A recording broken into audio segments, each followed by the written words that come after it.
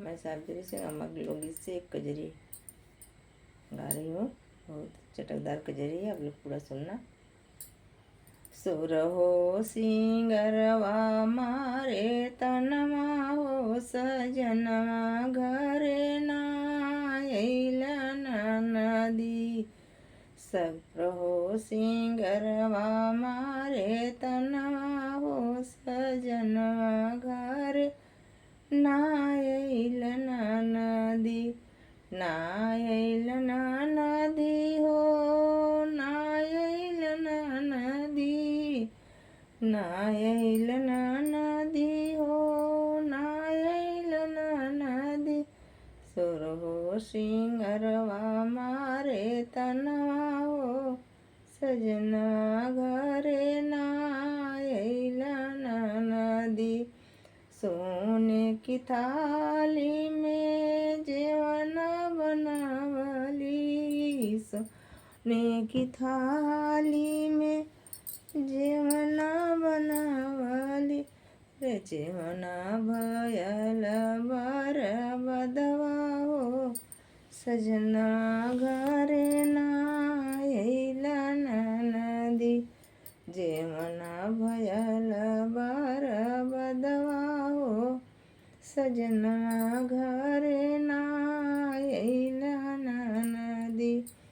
सुरहो सिंगरवा बर बदवा हो सजना घरे ना अइलन नदी।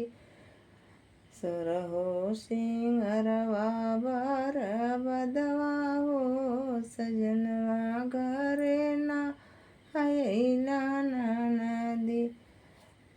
जजड़ गेड़ुआ गिलेसा भराए।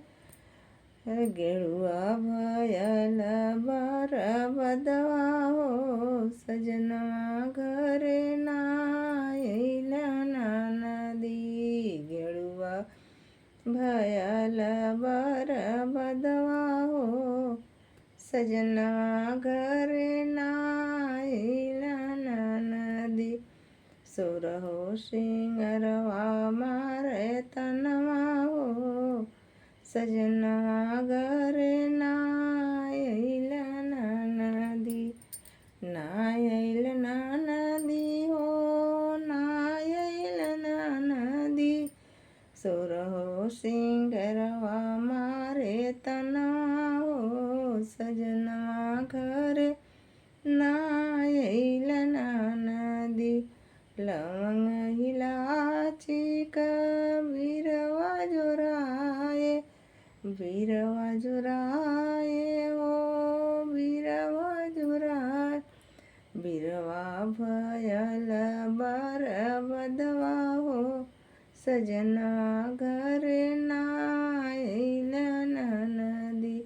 बीरवा भयल बर बदवा हो सजना घरे ना अइलन नदी। सुरहो सिंगरवा मारे तनवा हो सजना घरे ना अइलन नदी। ना अइलन नदी हो ना अइलन नदी।